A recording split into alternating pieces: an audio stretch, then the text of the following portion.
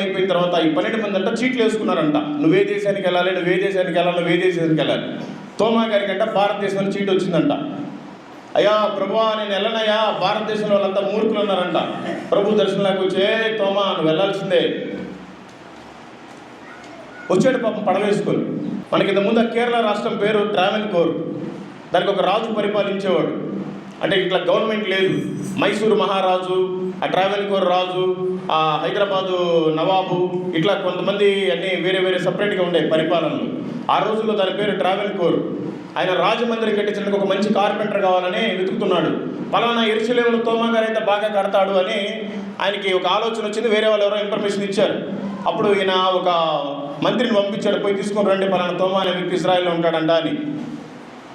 అప్పటికే సిద్ధపాటు కలిగి ఉన్నాడు, ఎందుకంటే ఇదంతా ప్రభు చిత్తం. సరే వచ్చాడు పాపం, పడవేసుకొని వచ్చాడు. ఎన్నో వేల కిలోమీటర్లు